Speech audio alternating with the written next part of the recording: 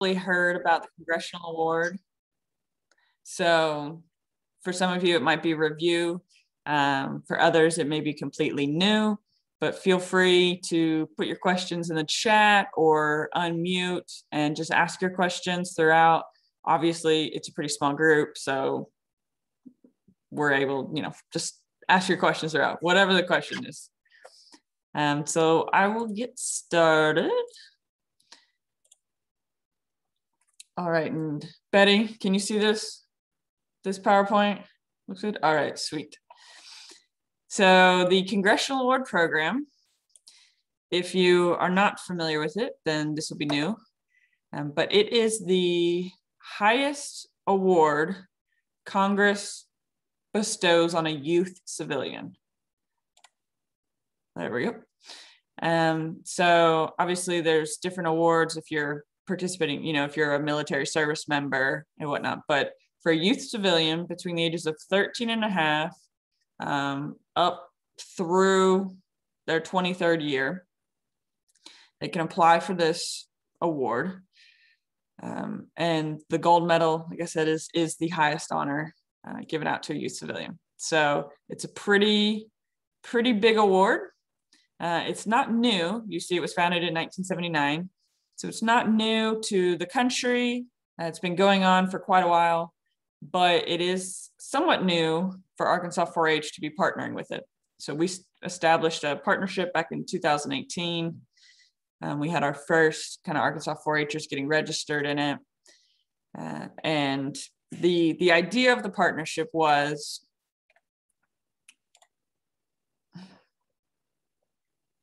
my slides are so delayed. Okay. The idea of the partnership was that we noticed the qualifications for the Congressional Award is largely work that our 4-Hers are already doing. So this is an award that really our 4-Hers are pretty competitive at being able to achieve. So we wanted to get them recognized nationally for the work, the community service work they're doing. Also, because this is a nationally well-known, reputable award. It's one that if you're in a human resources department and you're seeing this on resumes, this stands out. This is a well-established award. And so we wanted that opportunity for our 4-Hers as well, as they're applying to different things across the country. Also, it really fits well with our adult youth partnership, and that aspect of having an adult mentor who's sort of assisting you in this process. It goes hand in hand with our Arkansas 4-H record book and record keeping process of just keeping record, setting goals, keeping records. So really it was a good fit for us. Also, we had an Arkansas native up in DC who was on this Congressional Award committee, and he noticed there weren't really any Arkansas kids that they were getting to award. So he came and contacted us and said, we need to get some Arkansas 4-Hers up there. So it's really gone, hand in hand with our goals and with their goals. And so it's a program that we're proud to be partnered with, and one that we are continuing to grow in and participate. So Betty, I know you're fairly new in the county, but for even our long timers like Janice, who's been around, serving an extension in the county for quite a while, even for her, it's still a new program. So it's not one that, I don't want you to feel like, oh, I'm behind or anything. Like, this is for all of Arkansas 4-H. Really, it's one that we're still, learning and growing and building from. So what is the program? Basically, it's youth set goals in these 4 program areas, right? So we have community service, personal development, physical fitness, and expedition exploration. So they are setting goals in each area. And then they work towards their goal. And then at the end, they complete a document, which we'll take a look at later, but it says, this is my goal. These are the activities I did in my goal. And this is what I learned. in the process. And it's a very short, little sections, few lines that they fill out for those. And then expedition and exploration is a little longer, but like I said, we'll get into that. So these 4 program areas. And then here are our program requirements. So you can see it's broken down. We have each of our program areas here. They each have their own requirement, and you have to meet the requirements in all 4 in that column to get that award, right? So for example, a bronze certificate, 30 hours of community service, 15 hours devoted to a personal development, goal, 15 hours devoted to physical fitness goal, a 1 day, which is an 8-hour expedition exploration trip. So you can see it goes from pretty simple, attainable, 30 hours community service, etc. There's no minimum time required. So it could take, they could potentially finish this in a week or longer, a year. So all the way up through, we see the gold medal. So the gold medal is 400 hours of community service, 200 hours of a personal development. And when I say personal development, it largely, like I said, we'll get into it, but it largely aligns with your 4-H project. So it's just an area that the kids want to learn more about and grow in and develop. So that's personal development, 200 hours of physical fitness, and a 5-day, 4-night expedition exploration. And all this can be accomplished in a minimum of 24 months. The maximum is that 24th birthday, it has to be done by then. So they have a lot of time to do it. They have a minimum amount of time because they want this to be a process, not where the kids are just smashing it out in one summer. It's something that they're having kind of long-term goals and really having to work towards. One thing to note about this is you see all these hours, going up. These hours, as they build up to the gold medal, they are all cumulative. So when you do 100 hours of community service for the bronze medal, you only need to do 100 more hours for the silver, because the silver medal in total is 200 hours. So those hours, they add up right over. So you could turn in your submission, bronze medal, I did 100 hours, I turned it in, and then I'm going to do 100 more hours and another 5 months, right? So we have to hit that 12-month minimum for silver. So I'm going to do another 100 hours in 5 months or so, and then submit for my silver. Same for the gold. So the gold says 400 hours, but you've already gotten 200 hours for the silver, so it's just 200 hours more. So it can be a little kind of confusing as you're thinking through, we're trying to get the gold or the silver, how many hours? But basically, just note that whether or not you have a kid who, we've had some who they didn't apply for any other certificates or any other medals, they just applied for the gold medal.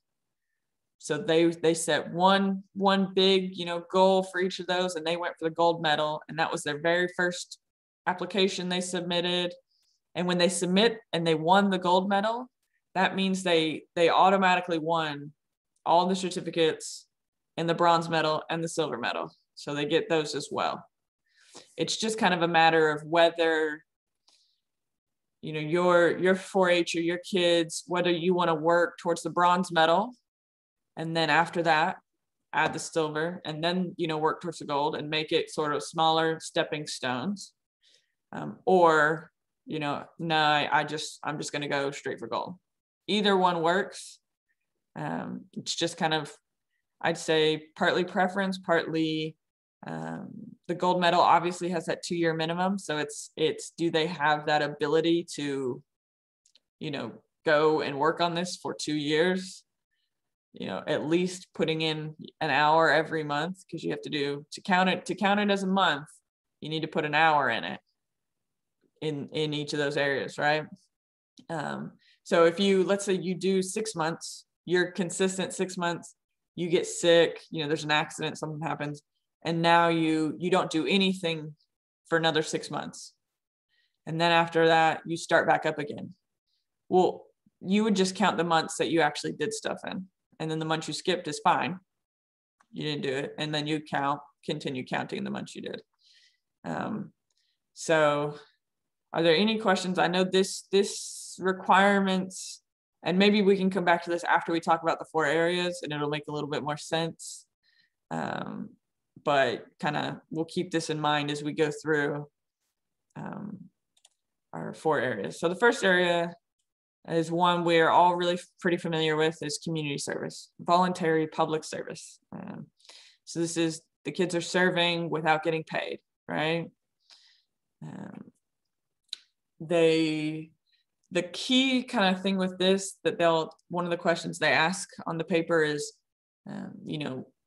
what was your goal? And a common goal is, I will provide 100 hours, 200 hours, 400 hours of service under the direction of my 4-H agent or my 4-H program.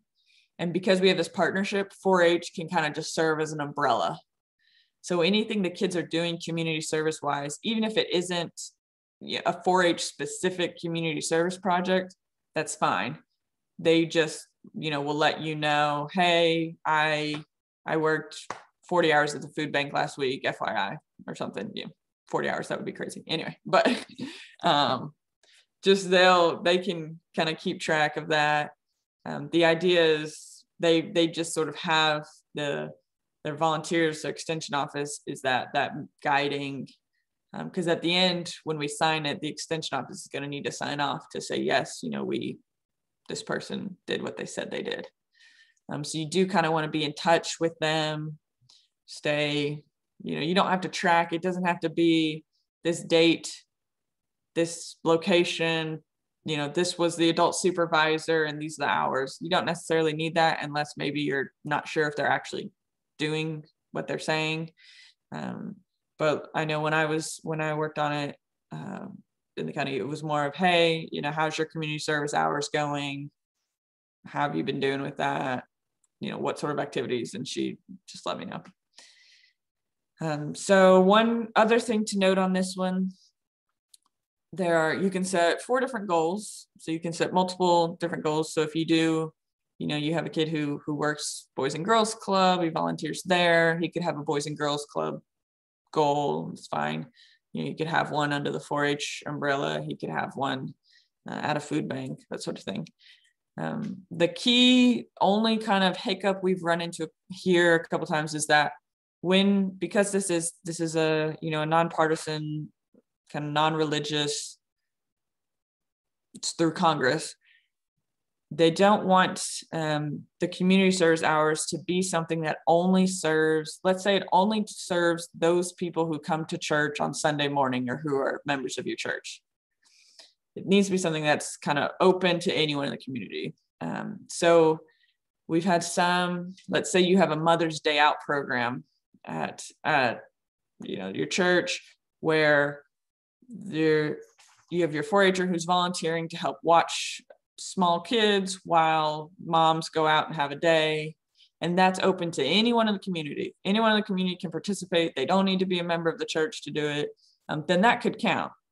But if it's I'm teaching Sunday school, at church on Sunday mornings, that one's not gonna count, because it's just focused on those kids who are really coming to church and attending. And so we don't have too many. I would say just when you're thinking of those hours, thinking of, is this something that reasonably, is serving all the people. So if you have a food bank out of your, any religious institution, if it has a food bank and that food bank serves anyone in the community who wants to come, then great. That works well. Otherwise, this one's fairly cut and dry.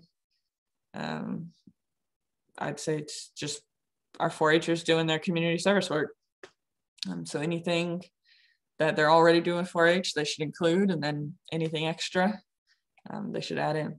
So you'll see the requirements there at the bottom again. This one is the most hours of any of the others, and it goes up to 400 hours. But like I said, once you've done the 100 bronze, you then do another 100 for silver. After silver, you're looking for 200 more, and then you're at 400. Our next one is personal development. With this one, really, most of our youth just kind of consider what their 4-H project is. So if they're already doing things in innovative technology, coding, STEM, then that's kind of where they tend to set their goals. You don't have to, but that's just an easy way to guide them as they look of, setting goals in personal development. But I also often ask the kid, is there something you haven't done before that you're really interested in trying? You can see at the bottom, it says they can set up to 2 different goals. So it could be a couple of things. And with the goals, that's also something that can change. So we have people who they'll write, hey, my original goal was to do this. And then I realized I really hate cooking. So instead I'm learning woodworking, so their goals can change. So, someone doesn't need to feel completely locked in. But you'll see some of these examples. We try to make it, in some way as possible measurable. Some personal development things are a little harder to make, to measure. So then we just include the activities really that you're doing in that. So if you have, photography goal, you can do a variety of activities. If they have animal science projects, everything that they're doing with their animals is really learning about it, working with them. So these ones, like I said, this one doesn't tend to be too difficult for any of our kiddos.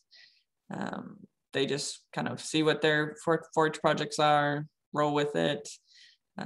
A note here, if they are a student, then they can count a part-time job as a personal development goal. And so if they're working full-time, then they don't count that because that's their focus. But let's say you have, you've got a 16, 17, 18, 19-year-old, whatever, their primary focus is they're a student, they have a part-time job, that can be personal development. So if they're working at a bank, part-time, and they're learning, they can talk about the different just skills they're learning of working with customers and professional conduct and finances and all those things. So that's one that. Can they include things that they're working on at public schools or in the schools as well? Yeah, if it's relevant to their development, it tends to be if it's something like extracurricular typically. If you're like my daughter, for instance, is pursuing getting a CNA certificate. She's trying to go above and beyond to become a nurse while in high school. And so that's where her focus lately has been. Is that something that she could include as her personal development goal? I would think so, because when they've talked about not necessarily counting things in school, they typically talked about those things that you're required to do to graduate.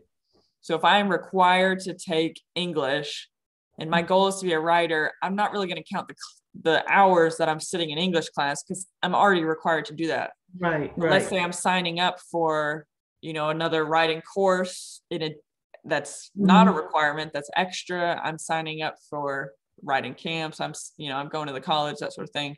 Right. Those extra things, from my understanding of it, seem to count and seem to work just fine.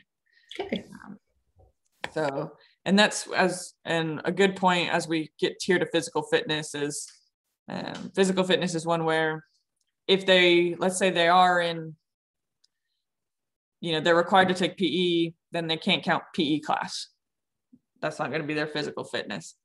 But if they're doing basketball, they can count, basketball practices outside of school time. So if school ends at 3:00, and then they have basketball from 3 to 5, and they do basketball camp and they do basketball scrimmages on the weekend, they play pickup basketball and they go home and they shoot hoops, that's going to count. It says goals cannot be competitive. The idea with that is it needs to be something that the the youth can attain, right? So if my goal is to be state champion, I can be the greatest. I can work so hard. I can be an amazing soccer player and never be state champion, because that's largely out of my control, right? We have all these other teammates. We have a team. We're playing against other people. So you don't want a goal that says, I'm going to be the team captain, because that's not necessarily something in my control. The coach may pick based on other reasons or things, but a goal that talks specifically about improving your health. And we had one gal, her goal was to decrease the amount of times she needs to use her inhaler in the week. And so to do that, she just had a fairly broad goal of increasing her lung strength. So doing variety of physical activities that would increase her lung capacity so that she could decrease her inhaler usage. So she used inhaler usage as her measurement.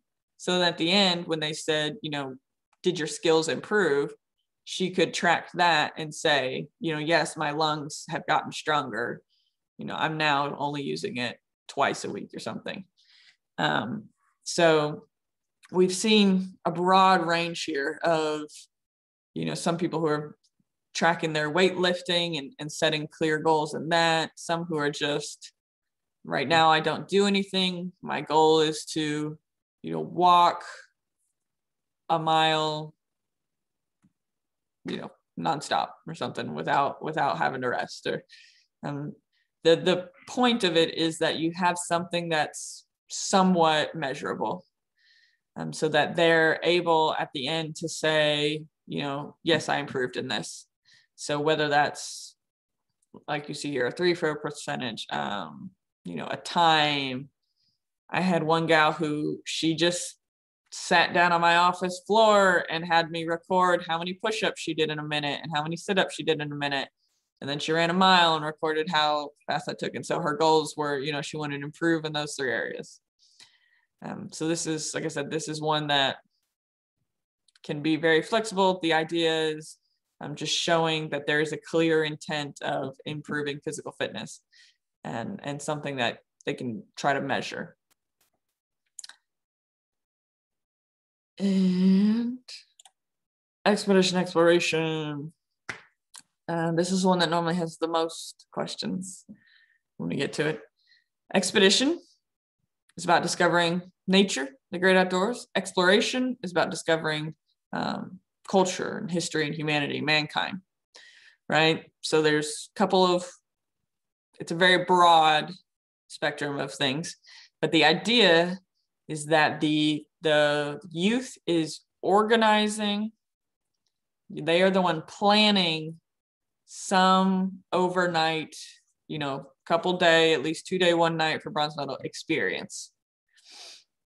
Something that's really sort of immersing them in a new culture, a new experience of some kind, a potentially challenging outdoors experience. And because this is the one where they're actually going to write. All the others have been very, very little writing, a couple sentences here and there. They can write more. And as they get to gold medal, it gets longer and they might write, a paragraph or so saying what did they learn and things like that. But this one is where they're actually going to be writing, at least a couple pages, because there's 6 things that they're going to answer. And one of the key things is, how did you plan? And what were some challenges you faced, and how did you approach them? How did you overcome them? So this cannot just be, I signed up for adventure and challenge camp, because you don't really plan that, right? It might be challenging, so you might have something right there, but when they say, how do you plan? You say, oh, Karina planned it all. So it's like, okay, that one doesn't really work. So it can't be just a sign up and go. It has to be something where the youth is involved. Now, they don't have to be involved in every aspect of the planning, and it can be a family trip. We've had numerous kids qualify for various medals who are on family trips, but the family has made an intentional effort to make sure that the youth has planned, a significant amount of this trip. whether that be where we're gonna, the meals throughout the process, the activities we're gonna go see, that sort of thing. So there's some examples there you can see, and sort of how their broad variety. A couple off the top of my head, we had a few girls who were in the program together in a county, and each one of them took an aspect of planning the trip, and their trip was to go to hot springs, to go 2 days and 1 night. And so they're going to learn more about just the history of hot springs, right? And it's roaring back when the presidents used to go and the gangsters and all that. So they wanted to learn about this history. So they broke up the tasks of planning into who's, someone would be planning the activities, someone was going to be planning on the lodging and meals, and they even did a separate little fundraiser where they raised a bit of money to help pay for their hotel stay. They stayed at what's that famous hotel? Who knows? What's the name? Arlington? Yes, Arlington. There we go, Arlington. I have only been inside of it for like 1 minute, and I just remember that was when I had a really bad cough. That's my only memory of the Arlington was I like drank some water and it went down the wrong pipe, and then I was coughing for 15 minutes, and I have no memory of the building. If you just say do not, you would have been sicker. So anyway, it's moldy, but it's getting better. So Valerie, there's a question in the chat. Would planning a mining trip to the diamond mine in Murfreesboro count? Yeah. I mean, I would try to incorporate, the digging, I'm assuming, is sort of the focus of that, but I would incorporate, what do we know a little bit about the history? We could do, some pre-reading, some pre-research on just diamonds in Arkansas and the history of that. And then maybe, talk to some people there and look at the shops. And yeah, that could definitely, because it's kind of experiencing a different, it's not your typical day-to-day lifestyle. And then another question is, in order to get the gold medal, would the days and nights have to all be from one trip, or can they be a combination of trips? These ones are ones that it has to be together as one unit. So these are the only ones that really are not cumulative, right? Your bronze, silver, they don't build on each other. It's one big, so with the gold medal, it really is, I mean, it's a project for the kids. But yeah, it's one big trip. You could potentially, I suppose, do, the first, well, because we have some that they'll go from different states. And so the couple days will be at one state and they're learning about this, part of Tennessee and things there and culture and activities. And then they'll go to another state, but it's all connected in the same, road trip week. So it needs to be at least all within that together. And so, yeah, I guess that answers that. But I'm trying to think of, we've had a couple a lot of our gold medalists currently, they've used their senior trips because they do a lot of planning for their senior trip, and their family will help support them. And so we have some who have flown, they flew for the first time, and so they can talk about just the challenge of that, or planning a trip where they went without their parents, and they were trying to, it wasn't even, I mean, we had one gal who it wasn't this massive, she went to the beach with her friends, right? But she had to overcome a lot of challenges of, well, we were going to rent a car, but turns out you have to be 25 to rent a car, and we couldn't rent a car. So, then we had to figure out, who could help us.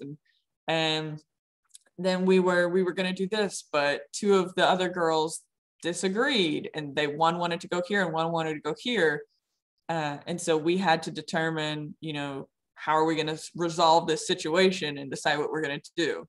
So the challenges aren't necessarily massive, but they're things that the kids are having to work out and sort of deal with. One was, we had a gal, she had planned the trip, and then they ran into construction and they weren't going to be able to hit the next activities. And so she had to decide. And so she picked like the other route that they were going to take and which activity was going to be skipped or something. All right, we have another question. What about if a youth planned the places on a family vacation to tour to learn about history in Charleston, South Carolina? Yeah. Which, by the way, is an epic place to learn history. Yeah.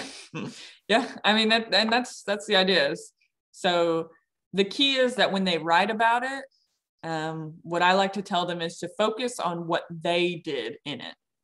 So not necessarily say, well, my dad drove here and then he wanted to stop here, so we stopped there and we got this, and then mom wanted to go here, so we went there. More of like, what did, I make the write-up a lot of I went here, I chose that we would visit, I did research beforehand, I selected these 3 museums, I made sure that we wanted to visit this restaurant, and even though, yes, the whole family's doing it together, and yes, dad is driving the whole time, that's great, we're not really focusing necessarily on what everyone else is doing. They're really trying to focus on their process through it, the research process, the planning process, the challenges. Next question, could kids use their team leader responsibilities about planning county camps? Yes, I think they can. From what I've seen, they would just need to make sure they're specific on those aspects again. And I can pull up, which may be helpful just at this spot to show. Hold on. I'm going to show you some of the questions that they have to answer. Where is it? Here we go. So that you can see, I always recommend read these questions before you plan the trip. If you read them beforehand, then you are much more likely to be able to answer all of them in your trip. So the first one, how did you plan and prepare? Right? So be as detailed as possible. Did you investigate and schedule? Did you research? Did you coordinate with anyone? How did you make this happen? And so the kids will just write, 1, I planned by, I decided I was really interested in like Southern Civil War history, or whatever. And then, so I did this research. Second one, how is this activity unique and unlike anything you've ever done before? This was important. You'll see their first note, if you travel or camp a lot, how is this trip or activity different? So for example, if you have planned teen leader camps for multiple years, it might be really hard for you in this case to say, this is really different, because you're like, actually, I've been doing this for years. We do the same thing. I always oversee the meals and right. So it does need to be, so that's what I'm saying. One trip, camping out in a cabin in the woods for a week, that might be different for me. And I'm able to say how it was unique. For Hope, she's going to be like, oh no, I lived in a cabin for months. This was a breeze. This wasn't challenging. Like, so each trip really, is kind of different based on the person of what is going to challenge them, what's going to push them. If they're used to camping, how can they up the ante? And they're camping in a new area, or they're camping, with just their best friend, or, they're kayaking, they're canoeing down the river and stopping at campsites as they go. How can they kind of make it a little bit more unique to them? So you'll see these, how were you challenged? So examples of thinking on your feet. Like I said, this varies by kid, this varies by level. Bronze medal level, the challenges tend to be smaller. A gold medal level, they're going to want a little bit more, in depth. And so I'll show you a couple of examples of how these tend to get longer and more in depth as the kids are older and going for the gold. Outline a detailed itinerary. So this is, and often you will see the detailed itinerary of what the kid planned to do is different than the detailed write-up of the actual trip. Because the write-up, what they actually did doesn't necessarily match up what they planned or what they expected. So these normally are different. And I've had kids who they turned in a detailed itinerary. They said this was the first itinerary. This is what we're going to do. And then COVID hit. So this is what we did instead. They really showed I overcame a lot of challenges because I had to completely reformulate things like that. Then the detailed write-up. So the day-to-day account. And you'll see it says, how did you explore the environment or culture for at least 6 to 8 hours? So like I said, you have that whole day, 6 to 8 hours. You can knock out 6 hours in a day, devoted to in Charleston learning. You go to a restaurant that's different. That isn't just, it's not McDonald's, it's something kind of unique to Charleston. You go into, a museum, you're driving down the street, you're taking a walk and you're looking at the architecture, right? There's lots of that builds up pretty quickly. So it doesn't necessarily need to be the whole, I spent 18 hours completely immersed in this. And then I camped there, and then I spent the next whole day, right? I spent it here. And then we drove to the hotel. Like we had dinner and that's my day. I don't need to go in depth with our hotel and all that stuff. We're good. And then the final one, which is one that for some reason seems to get skipped, that I have to then go back and say, answer question 6. But is there anything else you think would highlight your accomplishments? The biggest one here is just looking back on your trip, what really stands out in your mind? I'll just say, what did you take away? What did you think back on of, I really didn't like that. I'm not going back there. Or that was great. I can't wait to go back there. Next time I want to look at this and explore this. I thought I wouldn't like Middle Eastern food, and turns out it's amazing and I love it. And, I'm so excited to try it now in Little Rock. There's different things kind of they can say here, but like I said, I definitely recommend having the kids, read this and understand that these are the questions that they're going to be asked. And so another note, this is all the standard expedition exploration. I'm going to throw a monkey wrench in it by saying that currently, because of COVID, they have created a virtual option. So we went over the standard. We sort of have that down. The virtual expedition is an option right now up through June 30th. So they haven't extended it past that. But if you have kids who are currently working on it or who are interested or want to just knock out, because I will tell you that you can do the gold medal level expedition exploration and then do everything else bronze medal level. Turn in your bronze medal level, everything, and your gold medal level expedition exploration, and then you're done with the expedition exploration for the whole rest of the time. So we have some people who they knock out, they do one big trip, they write it up in their silver medal record book, and then at gold medal record book, they just say, see silver medal, right? Already completed. So expedition exploration is kind of it's a fun one, but right now there is a virtual option. And I like the standard one because I think that really pushes, that's when we get really good stories from the kids and see much more of the impact where they're having to learn. We had one who she wrote on and on about how difficult it was to plan a trip for brothers and sisters and grandparents and parents, and how they all wanted something different. And it's so hard to plan a family trip and you can't seem to make everyone happy. It's it gives them perspective on a lot of things, just what goes involved in planning. And so I liked that one, but I mean, this is a good option for our current setup.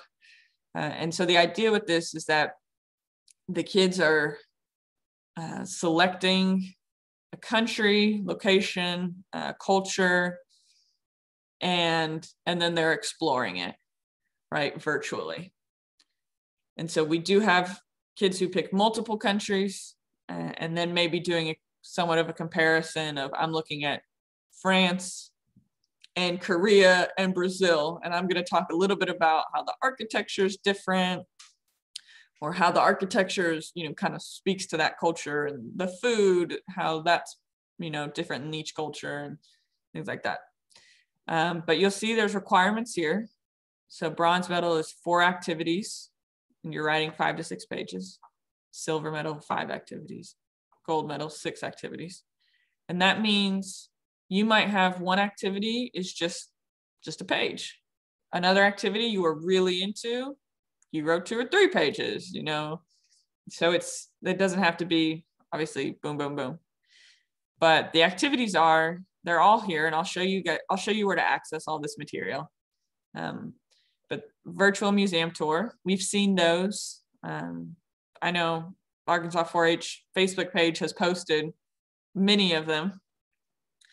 And so we've had one of the gals who recently submitted hers, she did a tour of the Louvre, right? So she did a tour of the Louvre in France, and then wrote about it. She learned about the history of it, that sort of thing.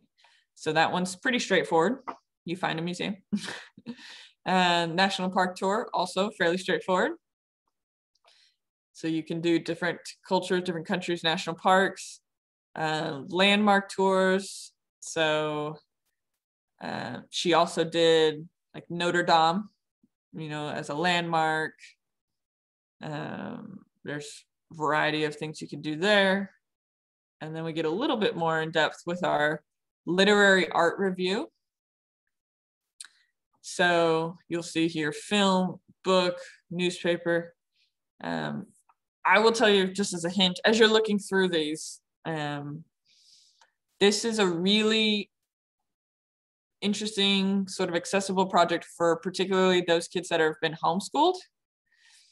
I have seen a few parents already turn this into like an assignment, right? A research project of just sort of, we're gonna do a book review. So you get to pick a book, related. So pick your country, pick your culture, and then book reviews, we're gonna part of your stuff. And so they've kind of taken that and run with it. But you'll see book reviews, common, documentary, interviewing a local. So seeing, you can talk to someone, Zoom someone from a different, and this doesn't have to be internationally. I'll also say we have multiple people who have done this.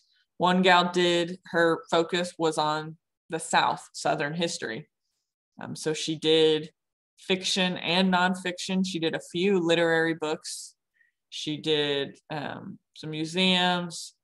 She did the food, culture, cooking, architecture. So it doesn't need to necessarily be, international and whatnot. So like I said, this is Taste of the World. That's a pretty good one. Cook a meal from the location you're researching. So, and then architectural reviews, looking at the architecture and sort of how has maybe the architecture has been impacted by the culture, and maybe it has impacted the culture.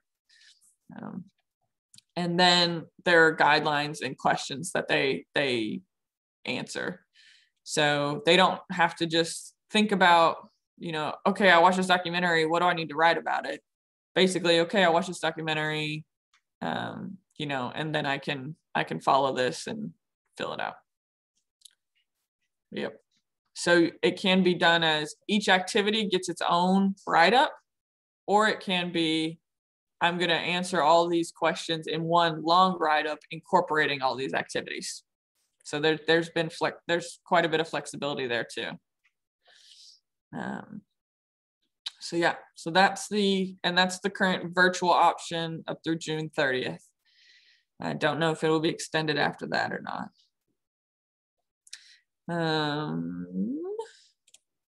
See if I can get back to here. I know we're going longer than I expected. I'm talking a lot, sorry. I was gonna go much faster. I guess I'm being very thorough. To get started, we're gonna skip this and I'm just gonna show you our resources, because the resources will tell you how to get started. So I'm gonna show you real fast because I didn't realize how much time I was taking. Resources. So you can find all of this and investigate it more in depth. We have a page on our website. So this is 4h.uada.edu. You go to our website, you click on Youth, Awards, and Congressional Award. Over here, we see Congressional Award. You're gonna see a lot of this, pretty much the same information. So the requirements, a little bit about each of the sections, and then let me make sure I zoom in a bit so you can see, and then how to get started, right? What I ask is, as we have kids sign up, I ask that they, which actually we need to update this now, because they just, since COVID, they made it possible that you can just pay straight online. So I need to fix this to find a way. But we want kids to be in contact with their county extension office when they're doing this, to let them know, hey, I signed up, you know, this is the date, because the date you sign up is the first date that you can start recording your hours.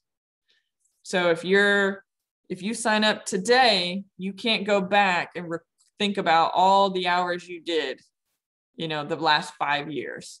And you're like, man, I've already done all this. No, you can only count from that day you sign up forward.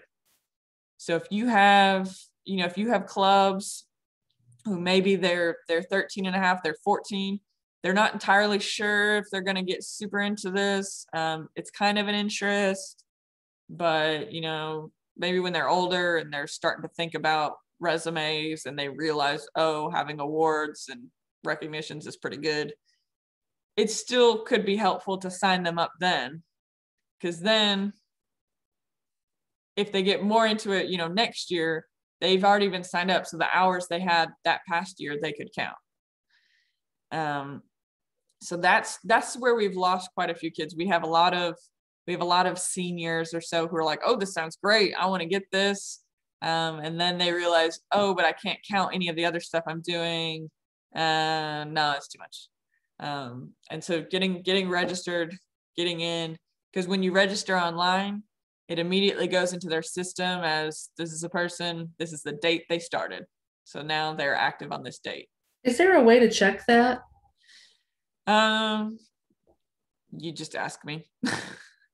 Because I know my daughter registered, but we never got a book or anything in the mail. And so. Yeah, they have, especially since COVID, but even a little before that, they were really bad at mailing out any of the resources. Okay. And I'll say that's another note is, I think, and this is probably just not to note on Washington, D.C., but a lot of things there move very slowly. Because I have kids, they give me the record book, I send it on to DC, I tell them like, all right, I sent it on to DC, you know, you should, they typically will send you a follow-up question with, could you describe more in depth of what you learned, you know, in Charleston? Or they normally will send some kind of follow-up email, but that might take a month, 2 months or so out. And so I have kids who, you know, every week they're like, I haven't received anything, can you check on this, what's happening? And I'm like, hey, they're just really like, they're slow. So they're just kind of slow. That's an important lesson in itself. So I can check on that. I know like 2020, I got the list of everyone who had registered up, you know, through May 2020 or something. And I put that, and then I try to do that occasionally to get an updated list. But if you have any, you know, if you have a kid, I can shoot a name and just say, hey, what's the date, you know, that she started. So, and also on this website, you will see there's a PowerPoint. There are examples for each of these record books. They are called Congressional Award record books. Oh, good, you are seeing that. So you'll see this one's a little bit faint with the scanning. My scanner, I had to scan these when we were sent home when COVID started, and my scanner wasn't as good there. But you'll see like this, I mean, it's a handwritten, It's not that much. I'll provide a minimum of 200 hours of service under my 4-H assistant. And then just I volunteered at here, boom, boom, boom. I learned, and then how did you serve the greater community? And so not too complicated. I'll attend camps and workshops to get more knowledge about my agricultural projects. So I will walk at least 30 minutes a day for 4 times a week to be more active, have a healthier body. So like I said, and you can even see, she said, my initial goal was to walk 30 minutes a day for 4 times a week, but since I slacked the beginning months, I had to increase my walking habits and exercise. So it's not like she got marks off for saying I slacked, I didn't hit it. So then I had to pick it up later. And that's another thing to note in this whole program. One of the reasons I really like it is that, Kim is in White County. Every single White County 4-H'er could win this award. They're not competing against each other. They're not competing against, Benton County. They're not competing against Washington. They're not competing against Pulaski. They're not competing against. They're only challenging themselves. So regardless of, so all of our 4-H'ers could win this award. We could have, thousands of kids up there. It's possible. Because really they're setting goals and they're challenging themselves. So regardless of their background, of their GPA, of their, we've had a boy who just like physical capabilities. So he worked with his physical therapist to help set, say physical fitness goals for him to work on. So regardless of really abilities, this is doable because it's adapted to each child. They are challenging themselves in the way.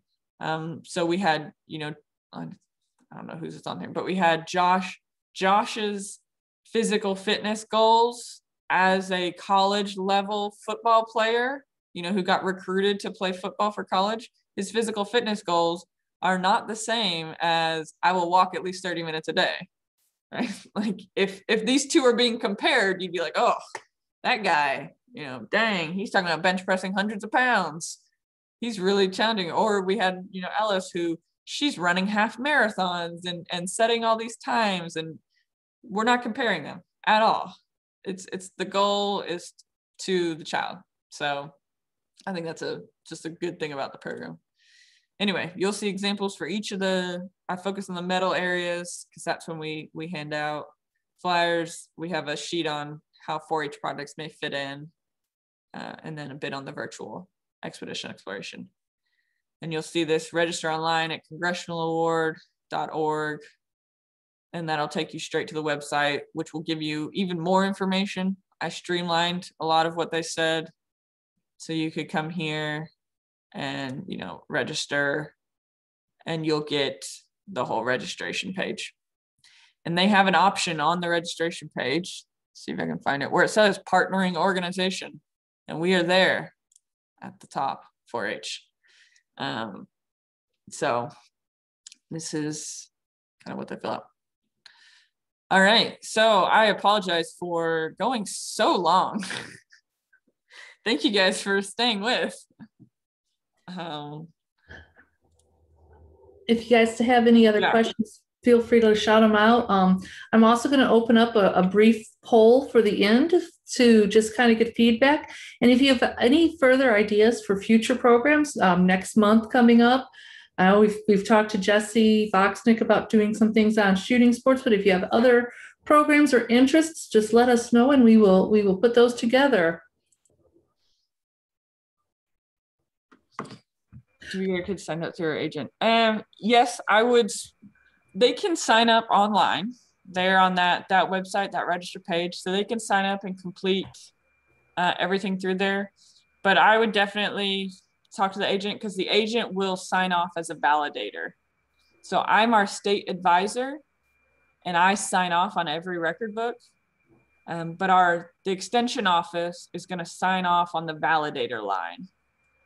And then, so I definitely communicate with them, keep them involved in the process, let them know, hey, we've signed up. This is the date we're active. Can we meet to talk about goals? Or as a volunteer leader, you're the one saying, hey, I'm working with the kid to set the goals. You know, I'm helping him do the goals, but we want to keep you in the loop so that you know how we're doing in it. And then when the record book is finished, when you get it, they can help you kind of fill it out. And then when it's finished, what they'll do is they'll sign it and send it to me, and they just scan it to me. And I make some edits, recommendations, and I scan it back.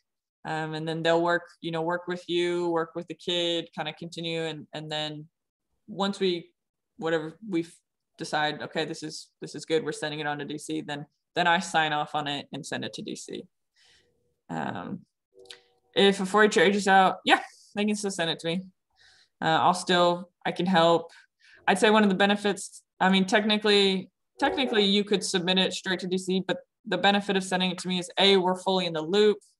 We have you're in the system. And also I have now quite a lot of experience of reading these books and seeing what the national office what their follow-up questions tend to be. And so I can help give a lot of feedback and just pointers on it to make the process go a little bit faster.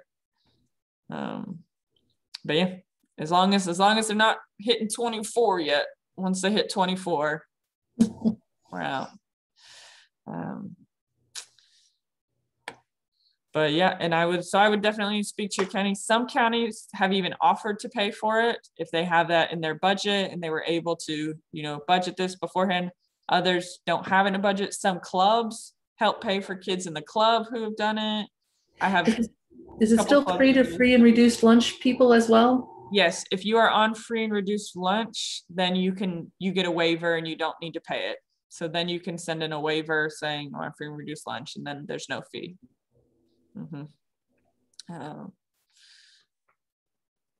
Yeah. So you can have a recording, I guess. It looks like Hope's recording, and we'll have to edit some of this, but I totally forgot to do that. I'll stop recording now. But I've